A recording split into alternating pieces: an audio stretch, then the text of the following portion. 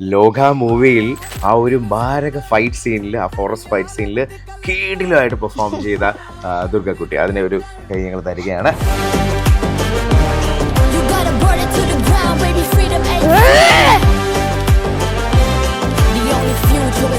Out ഇറങ്ങി തിയേറ്ററിൽ കണ്ടപ്പോ ശരിക്കും എന്ത് ഫീൽ ചെയ്തു? അയ്യോ, ഒന്നും പറയാല്ല. നല്ല ശരിക്കും കണ്ണു നിറഞ്ഞു, മനസ്സ് നിറഞ്ഞു. പിന്നെ DQ മെസ്സേജ് അയച്ചിട്ടുണ്ടായിരുന്നു.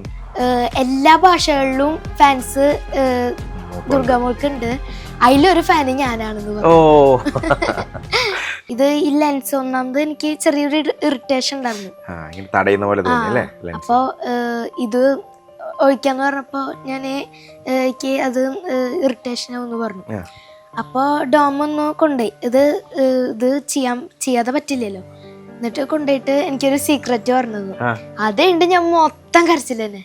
പിന്നെ നസ്ലിൻ ചേട്ടൻ പറയണ്ട, ഇപ്പൊ ആ ചേട്ടന്റെ കല്യാണ ചേച്ചി ഇങ്ങനെ പറയുമ്പോ ആ ചേട്ടൻ വീഴല്, അങ്ങനെ അവിടെയുള്ള എല്ലാവരും ചിരിയായിരുന്നു. ആ ചേട്ടന്റെ സീൻ വരുമ്പോ എല്ലാവരും ചിരിക്കും. കല്യാണ ചേച്ചി എന്നോട് പറഞ്ഞതുണ്ടായിരുന്നത്, ഞാന് നന്നായിട്ട് ചെയ്തുകൊണ്ടാണ് ചേച്ചിക്ക് നന്നായത്. പക്ഷെ ശരിക്കും അങ്ങനെയല്ല, ചേച്ചി നന്നായിട്ട് ചേച്ചി ശരിക്കും നല്ല ഹാർഡ് വർക്ക് ചെയ്തിട്ടുണ്ട്. നന്നായിട്ട് ചേച്ചി സൂപ്പറായിട്ട് ചെയ്തുകൊണ്ടാണ് എന്നെ കുഞ്ഞുനീലി എന്നൊരു രീതിയിൽ എല്ലാവരും കാണാൻ തുടങ്ങിയത്. അങ്ങളുടെ കമ്പനിയിൽ നിന്ന് മെസ്സേജ് വന്നിട്ടുണ്ടായിരുന്നു, നല്ല എക്സലന്റ് ആയിട്ട് സൂപ്പറായിട്ട് നല്ല രസമായിട്ട് ചെയ്തിട്ടുണ്ട് എന്നൊക്കെ പറഞ്ഞിട്ട് മെസ്സേജ് വന്നിട്ടുണ്ടായിരുന്നു. ആദ്യം കണ്ടു പറഞ്ഞു ഞെട്ടി, കാരണം മമ്മൂക്കയുടെ കമ്പനിന്നൊക്കെ വരാന്നൊക്കെ പറഞ്ഞു കഴിഞ്ഞാൽ വലിയൊരു ഭാഗ്യല്ലേ.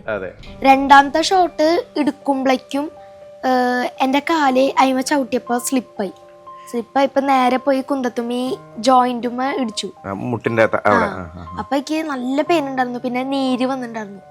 അപ്പൊ തന്നെ നീര് വന്നിട്ട് സഹിക്കാൻ പറ്റാത്ത പെയിനായിരുന്നു.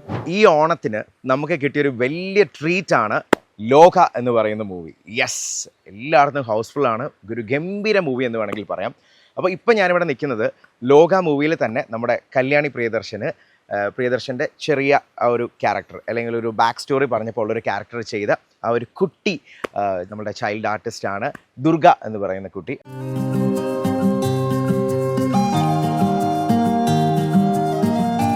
അപ്പോൾ ദുർഗേനെ ഇന്ന് ഞങ്ങൾ മീറ്റ് ചെയ്യാൻ പോവുകയാണ്. അപ്പോൾ നമുക്ക് ചോദിക്കാം, അതിൻ്റെ വിശേഷങ്ങളൊക്കെ ചോദിക്കാം. സോ നമ്മളെല്ലാവരും എക്സൈറ്റഡ് ആണ്.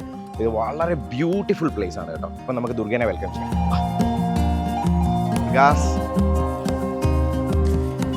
യെസ്, അപ്പൊ ദുർഗക്കുട്ടി, സന്തോഷം അല്ലേ? ഒരുപാട് സന്തോഷം. വളരെ നല്ല ന്യൂസുകളാണ് നമ്മൾ കേൾക്കുന്നത്. ലോക ഇങ്ങനെ ഒരുപാട് റിവ്യൂസും അല്ലേ, നല്ല അഭിപ്രായങ്ങളും കിട്ടുന്നു.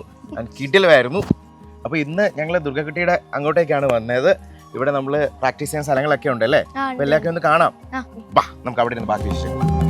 അപ്പൊ ഇപ്പൊ ഈ ചെരുപ്പില്ല നടന്ന് ശരിക്കും ശീലമായില്ലേ? ശീലമായി. എപ്പോഴും ചെരുപ്പിടാതെ നടന്നിട്ട് എത്ര സ്പീഡ് വേണമെങ്കിലും നടക്കാം.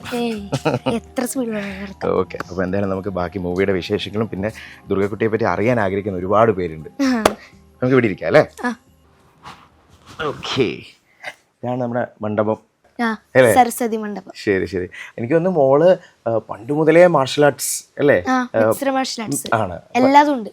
ആണ്. അതെന്തൊക്കെയാ ഒന്ന് പറയാം. കാരണം ഇതിപ്പോ കാണുന്ന പടം കണ്ടവർക്കും ഡൗട്ട് ഉണ്ടാവും, ഈ മോള് ഇതിന് മുമ്പ് എന്തൊക്കെയാണ്, അല്ലെങ്കിൽ മാർഷൽ ആർട്സിൽ നല്ല രീതിയിൽ പഠിച്ചൊരു വ്യക്തി ആയിരിക്കാം, അല്ലെങ്കിൽ എന്താണ് ബാക്ക്ഗ്രൗണ്ട് എന്നൊക്കെ അറിയാൻ ആഗ്രഹമുണ്ടല്ലോ.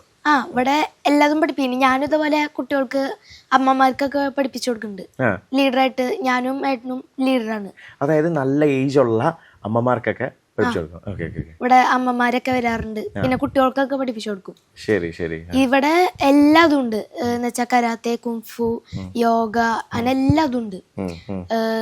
ഇപ്പൊ ഇവരെ പഠിപ്പിച്ചു കൊടുക്കുന്നത് അതിന്റെ ഇടയ്ക്ക് സെൽഫ് ഡിഫൻസ് ഉണ്ട്, എന്ന് വെച്ചാൽ നന്നായിട്ട് പഠിച്ചവർക്ക് വേണ്ടിയിട്ട് സെൽഫ് ഡിഫൻസ്. ശരി. ആരെങ്കിലും അറ്റാക്ക് ചെയ്യാൻ വന്നാലും ഒക്കെ ചെറുതായിട്ട് നമ്മളൊക്കെ എന്നെ പ്രതിരോധിക്കാൻ ആ ഒരു ഇതൊക്കെ. പിന്നെ സ്ട്രെങ്ത്തിന് വേണ്ടിയിട്ടും ചെയ്യിപ്പിക്കുന്നുണ്ട്. മോള് ശരിക്കും എത്ര വയസ്സ് മുതലാ? കാരണം ഉണ്ടായപ്പോ തന്നെ ഈ ഒരു ഇതിൽ കണ്ടു വളർന്നത് കൊണ്ട് തീർച്ചയായിട്ടും ഏതൊരു ഏജിലാ ഇതിലേക്കൊക്കെ ഒന്ന് ഇറങ്ങാൻ?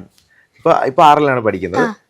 ഞാൻ 8 വർഷമായി കളരി പഠിക്കാൻ തുടങ്ങിയിട്ട്. 3 വയസ്സ് തൊട്ടിട്ട് കളരി പഠിച്ചതാണ്. അതില് 3.5 വയസ്സിലാണ് എന്റെ ഫസ്റ്റ് സ്റ്റേജ് ബാഹുബലി 2-ലായിരുന്നു, ഓഡിയോ ലോഞ്ചിങ്. 3 വയസ്സുള്ളപ്പോഴാണ് ഫസ്റ്റ് 3.5 വയസ്സിൽ അരങ്ങേറ്റം എന്ന് പറയുന്നത് അല്ലേ? ഓക്കെ. അപ്പോ ഏട്ടനും ഉണ്ടായിരുന്നു. ആ സമയത്താണ് ആദ്യത്തെ സ്റ്റേജ്. അവിടെ എല്ലാരും ഉണ്ടായിരുന്നു, ബാഹുബലി 2-ലത്തെ എല്ലാരും ഉണ്ടായിരുന്നു. അതൊരു ഭയങ്കര അല്ലേ എനിക്ക് ആദ്യം ഇതില് മാർഷൽ ആർട്സിലേക്ക് അത്ര പേടിയായിരുന്നു. എന്നുവെച്ചാൽ ഇൻട്രസ്റ്റ് ഉണ്ടായിരുന്നില്ല, പേടിയായിരുന്നു. ചിലപ്പോ അടി കിട്ടോ അല്ലെങ്കിൽ വേറെ എന്തെങ്കിലും ഉണ്ടാവോ എന്നൊക്കെ പേടിയായിരുന്നു. പിന്നെ അത് പതുക്കെ പതുക്കെ മാറി മാറി മാറി പിന്നെ ചേട്ടന്മാരും ചേച്ചിമാരൊക്കെ ചെയ്യണ കണ്ടപ്പോ എനിക്ക് പിന്നെ ഇഷ്ടം വന്നു. ഏട്ടനൊക്കെ ചെയ്യണ്ടപ്പോ നന്നായിട്ട് ഇഷ്ടം വന്നു. പിന്നെ ഇപ്പൊ കൂടുതലേക്ക് സിനിമയിൽ ഇഷ്ടം ഫൈറ്റ് ഓറിയന്റഡ് ആയിട്ടുള്ള സിനിമകൾ ഇഷ്ടം. അത് മാത്രല്ല അപ്പൊ ഇതിപ്പോ എടുത്തു പറയേണ്ട ഒരു കാര്യം, പേടിയായിരുന്ന അല്ലെങ്കിൽ മാർഷൽ ആർട്സിലോട്ട് എത്തുമ്പോൾ അയ്യോ എനിക്ക് കുറച്ച് പേടി എന്നൊക്കെ പറഞ്ഞ ആ കുട്ടി ഇപ്പോൾ ലോക മൂവിയിൽ ആ ഒരു മാരക ഫൈറ്റ് സീനിൽ, ആ ഫോറസ്റ്റ് ഫൈറ്റ് സീനിൽ കീടിലുമായിട്ട് പെർഫോം ചെയ്ത ദുർഗക്കുട്ടി, അതിനെ ഒരു കൈ ഞങ്ങൾ തരികയാണ്. ഇനി സിനിമയുടെ വിശേഷങ്ങളിലേക്ക് വരാം. എങ്ങനെയാണ് ഇതിൽ ഈ ആ ഒരു ചെറിയ ആ ഒരു പ്രായത്തിന്റെ ആ ഒരു വേഷത്തിലേക്ക് എത്തിയത് എങ്ങനെയാണ്? ഈ സിനിമയ്ക്ക് ലോകയിലേക്ക് എത്തിയത് അച്ഛൻ്റെ ഒരു ക്ലോസ് ആയിട്ടുള്ള ഒരു ഫ്രണ്ട് ഉണ്ട്, ആഷ്ലി അങ്കിളാണ്. അങ്കിളും വിവേക് എന്ന് പറഞ്ഞൊരു അങ്കിളും കൂടിയിട്ടാണ്, ഇത് കോസ്റ്റന്റെ ആളാണ്. ശരി. ഇവര് രണ്ടുപേരും കൂടിയിട്ടാണ് എന്നെ ഈ സിനിമയിലേക്ക് വിളിച്ചത്. അച്ഛനോട് ചോദിച്ചു ഈ ഫൈറ്റിന്റെ വീഡിയോ ഒന്ന് അയച്ചു തരുമോ ചോദിച്ചു. ശരി.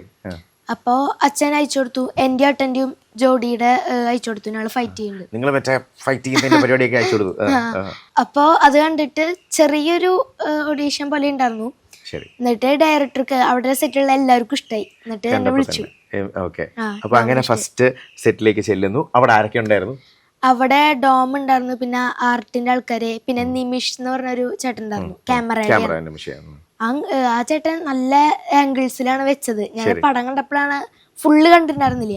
എന്റെ സീൻ മാത്രം കുറച്ചിങ്ങനെ കട്ടായിട്ടാണ് കണ്ടിട്ടുണ്ടായിരുന്നത്. പടം മൊത്തം കണ്ടപ്പോഴാണ് ആ ഒരു ആംഗിൾസ് കണ്ടത്.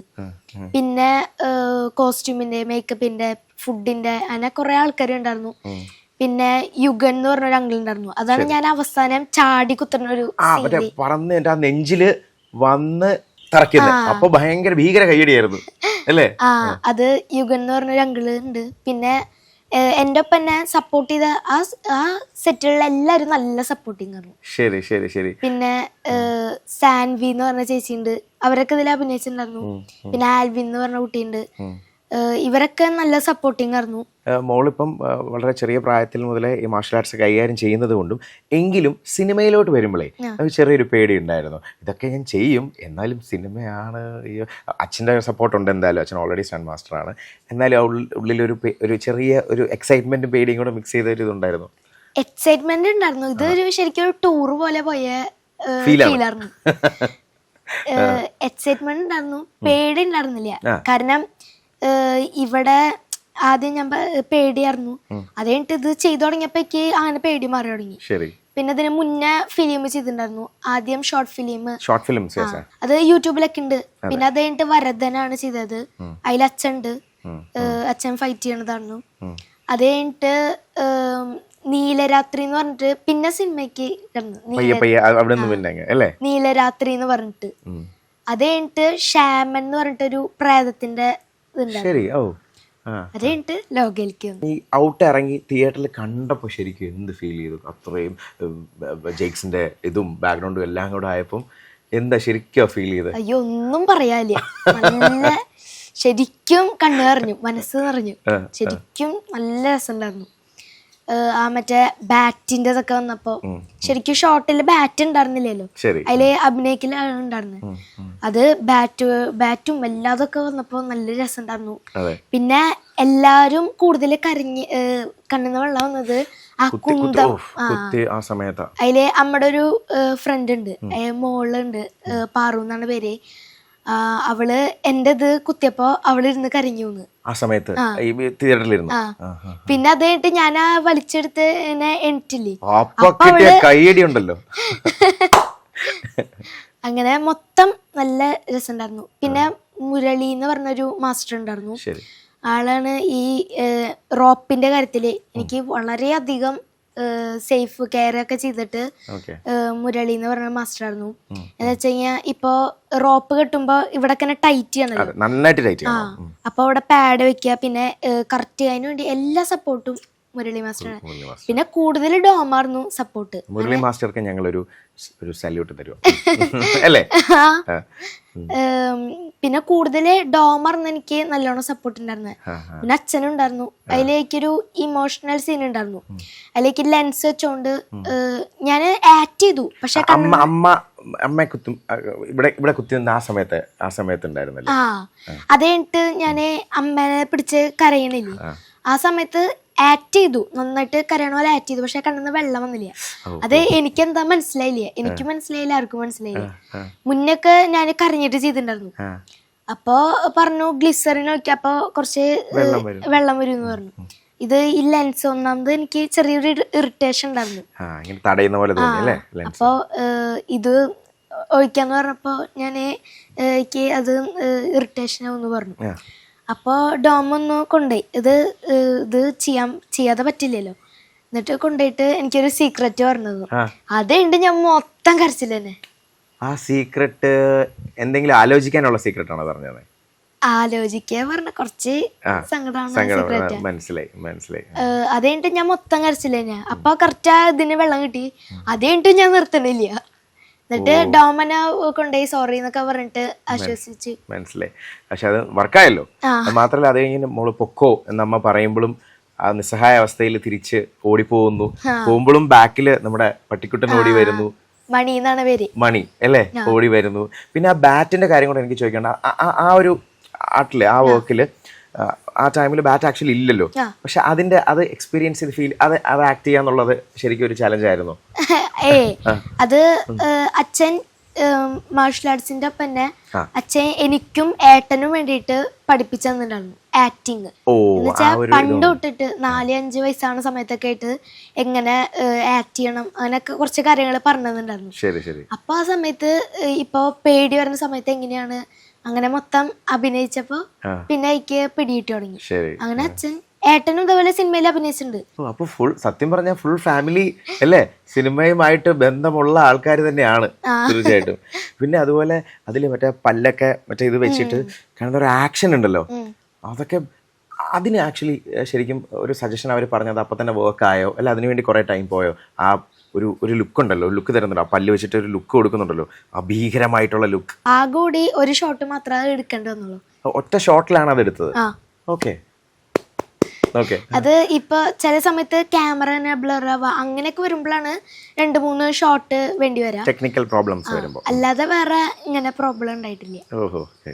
പിന്നെ ഇതിന്റെ ഇടയിൽ തന്നെ എനിക്കൊരു ചെറിയ ഇഞ്ചുറി പറ്റിയിട്ടുണ്ടായിരുന്നു. അത് ഞാന് ഇങ്ങനെ കുന്തത്തുമ്മനെ ചവിട്ടി കയറി കുത്തണ ഒരു സീൻ ഉണ്ടായിരുന്നു. ഇവിടെ ഇങ്ങനെ കുത്തണില്ലേ, യുഗൻ എന്ന് പറഞ്ഞ ഒരു അങ്കിളെ കുത്തണ അതന്നെ. അതില് ഒരു ഷോട്ട് കഴിഞ്ഞു, അതൊന്ന് ജസ്റ്റ് ബ്ലറായിട്ടുണ്ടായിരുന്നു.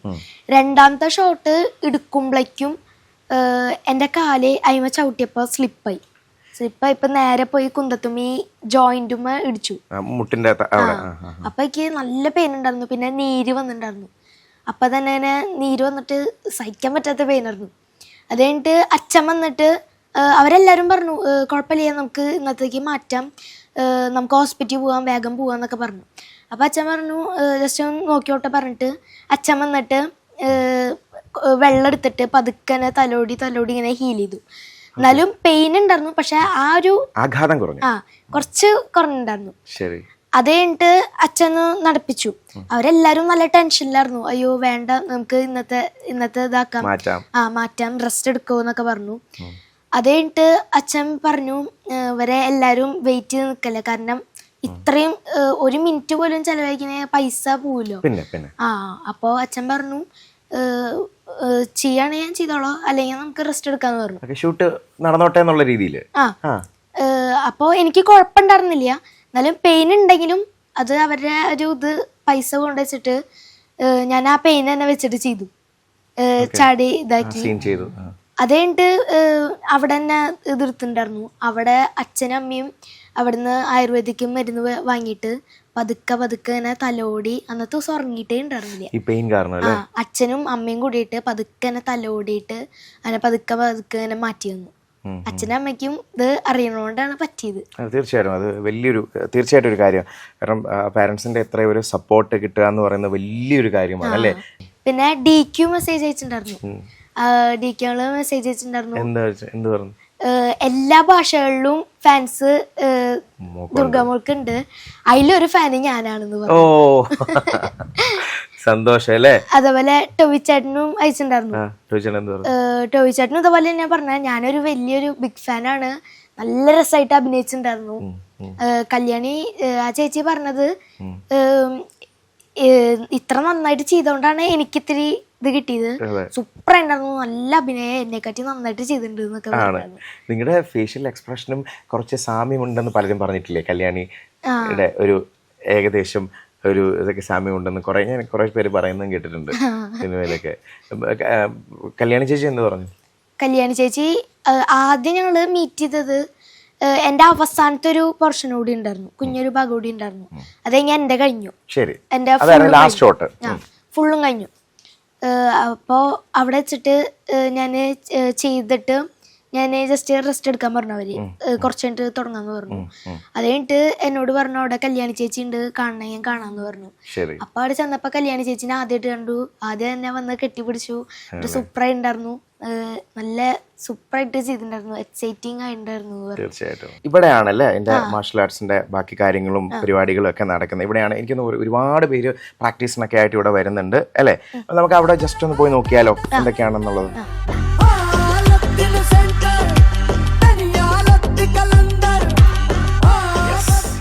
ഇവിടെയാണ് അല്ലേ ഇത്രയും നമ്മുടെ മാർഷൽ ആർട്സും കാര്യങ്ങളും. ഇവിടെ എന്തൊക്കെയാണ് മോളെ? ആദ്യം ഗുരുവന്ദൻ എന്ന് പറഞ്ഞൊരു ചുവടുണ്ട്. അത് ഭൂമിനെ വണങ്ങണ രീതിയിലാണ് അത് ചെയ്തത്. അത് ചെയ്ത് കഴിഞ്ഞിട്ടാണ് പിന്നെ ഓരോ എക്സസൈസുകള്, അത് കഴിഞ്ഞിട്ട് ഓരോ വെപ്പൺസ്, അങ്ങനത്തെ കാര്യങ്ങളൊക്കെ ഇവിടെ ഇരിക്കുന്ന ഓരോ ഓരോ വ്യായാമങ്ങളുണ്ട്. ആദ്യം വഴക്കാരം, ആദ്യം എക്സസൈസ്, അത് കഴിഞ്ഞ വഴക്കാരം, വിധേയമം, കടിഞ്ഞ വ്യായാമം, അങ്ങനെ കുറച്ച് ഇതൊക്കെ ഉണ്ട്.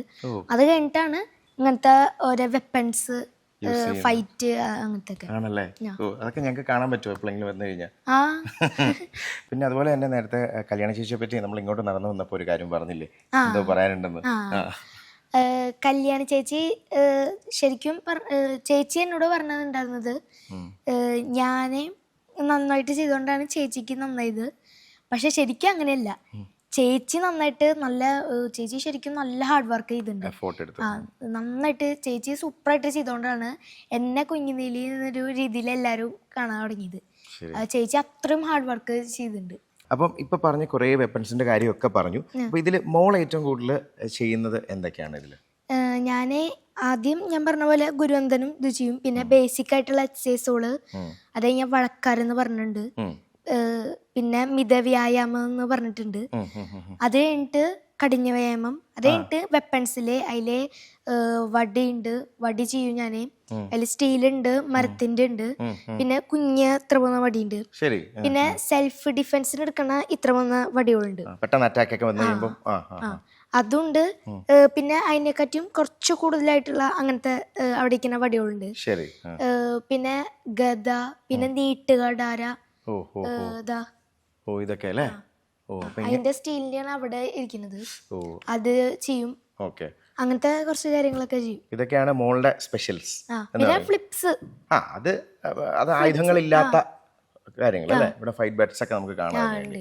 ഞാൻ വന്നപ്പോഴേ ചോദിച്ചൊരു കാര്യമാണ് കേട്ടോ. അതിൽ ആ ഫോറസ്റ്റിലെ ആ ഫൈറ്റ് സീനിൽ ഉള്ള കുറച്ച് എക്സ്പ്രഷൻസ്, അല്ലെ അലർച്ച, അല്ലെ ആ നോട്ടം, കിക്ക്, അതിൽ കുറച്ച് എന്തെങ്കിലും അതേപോലെ തന്നെ വേണമെന്നില്ല, എങ്കിലും ഒരു 2-3 എന്തെങ്കിലും നമുക്ക് വേണ്ടി ഒന്ന് ചെയ്യാമോ നമ്മളുടെ ജിജോ മീഡിയയുടെ പ്രേക്ഷകർക്ക് വേണ്ടി? കാരണം അവരൊക്കെ ഇപ്പം ഈ സിനിമ കണ്ട് മോളെ ഇഷ്ടപ്പെട്ട് മോളുടെ ഫൈറ്റ് തിയേറ്ററിൽ കണ്ട് കഴിഞ്ഞ് ഈ ഇന്റർവ്യൂ കാണുമ്പോൾ റിയൽ ആയിട്ട് അത് നമ്മൾ കാണുന്ന പോലെ.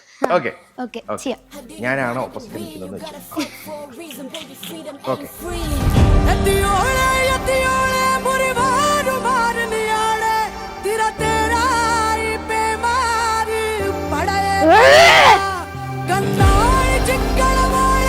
ഞാൻ ചെയ്യാൻ പോണത് നെഞ്ചോക്കാണ്.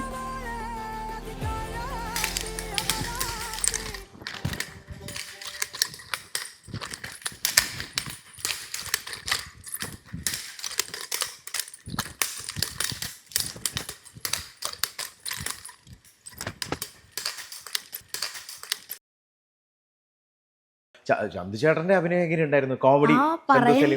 പിന്നെ നസ്ലിൻ ചേട്ടൻ പറയണ്ടേ, ഇപ്പൊ ആ ചേട്ടന്റെ കല്യാണ ചേച്ചി ഇങ്ങനെ പറയുമ്പോ ആ ചേട്ടൻ വീഴല് അങ്ങനെ അവിടെയുള്ള എല്ലാവരും ചിരിയായിരുന്നു. ആ ചേട്ടന്റെ സീൻ വരുമ്പോ എല്ലാവരും ചിരിക്കും. അതുപോലെ കോമഡിയാണ്. നല്ല കോമഡിയാണ്. അതുപോലെ തന്നെ ചന്തു ചേട്ടനും നല്ല കോമഡിയാണ്. ആ ചേട്ടന്റെ ഒപ്പം തന്നെ ആ ഒരു ആക്ഷൻസും അച്ഛനെ കല്യാണ ചേച്ചി ആണെങ്കിലും നസ്രീൻ ചേട്ടനാണെങ്കിലും ആ ഉള്ള എല്ലാ ആക്ടേഴ്സിന്റെയും ഒന്ന് നോക്കാൻ പറയും. എന്നുവെച്ചാൽ അവരെങ്ങനെയാണ് ചെയ്യണത്, എങ്ങനെയാണ് ആക്ട് ചെയ്യണത്, ഇപ്പൊ ഈ ആംഗിളിൽ നിൽക്കുമ്പോ എങ്ങനെയാണ് അങ്ങനെയൊക്കെ ചെയ്യാൻ നോക്കാൻ പറഞ്ഞിട്ടുണ്ട്. അപ്പൊ ഞാൻ എപ്പോഴും സിനിമയ്ക്ക് കയറുമ്പോ ഞാൻ എപ്പോഴും അങ്ങനെ നോക്കും, ഒബ്സർവ് ചെയ്യും. DQന്റെ കാര്യം പറഞ്ഞല്ലോ, DQ മെസ്സേജ് അയച്ചു കാര്യങ്ങള്. അപ്പൊ നമ്മള് ഏറ്റവും കൂടുതൽ നമ്മൾ വെയിറ്റ് ചെയ്തിരിക്കുന്ന മമ്മൂക്ക എന്ന് പറയുന്ന ഒരു വ്യക്തി ഇനിയിപ്പോൾ അതിലുണ്ടോ, നെക്സ്റ്റിലുണ്ടോ, അടുത്ത ചാപ്റ്ററിലുണ്ടോ? അപ്പം മമ്മൂക്ക ഇത് കണ്ടിട്ട് എന്തെങ്കിലും പറഞ്ഞതായിട്ട് മോളുടെ അടുത്ത്? ഉണ്ട്. അങ്ങളുടെ കമ്പനിയിൽ നിന്ന് മെസ്സേജ് വന്നിട്ടുണ്ടായിരുന്നു. മമ്മൂക്കയുടെ നല്ല എക്സലന്റ് ഉണ്ട്, സൂപ്പറായിട്ട് നല്ല രസമായിട്ട് ചെയ്തിട്ടുണ്ട് എന്നൊക്കെ പറഞ്ഞിട്ട് മെസ്സേജ് വന്നിട്ടുണ്ടായിരുന്നു. ആദ്യം കണ്ടു പറഞ്ഞു ഞെട്ടി. കാരണം മമ്മൂക്കയുടെ കമ്പനി എന്നൊക്കെ വരാന്നൊക്കെ പറഞ്ഞു കഴിഞ്ഞാൽ വലിയൊരു ഭാഗ്യല്ലേ. അങ്ങനെ മെസ്സേജ് വന്നിട്ടുണ്ടായിരുന്നു. ഞങ്ങളെല്ലാരും വളരെയധികം സന്തോഷമായി, എക്സൈറ്റഡ് ആയി മോള് അല്ലേ? എത്ര നാളായിട്ട് നമ്മളിങ്ങനെ നോക്കിയത് ഇത്രയും വലിയൊരു ഇതിൽ നമുക്ക് ഇങ്ങനെ ഒരു കോംപ്ലിമെന്റ് കിട്ടാന്ന് പറയുമ്പോ അല്ലേ? ആദ്യമായിട്ടാണ് സിനിമ. മറ്റേനൊക്കെ ഉണ്ടായിരുന്നു, ഷ്യാമനൊക്കെ ഇന്റർവ്യൂ ഉണ്ടായിരുന്നു. പക്ഷെ ആദ്യമായിട്ടാണ് ഇങ്ങനെ ഒരു നല്ലോണം ആൾക്കാര് ഇതായിട്ട് വരുന്നത്. വൈഡ് റേഞ്ചിൽ അല്ലേ? എല്ലാ സ്ഥലത്തും, കേരളം മാത്രമല്ല എല്ലാ സ്ഥലത്തും അല്ലേ? അപ്പൊ അടിപൊളിയാവട്ടെ മോളെ. All the best. Thank you.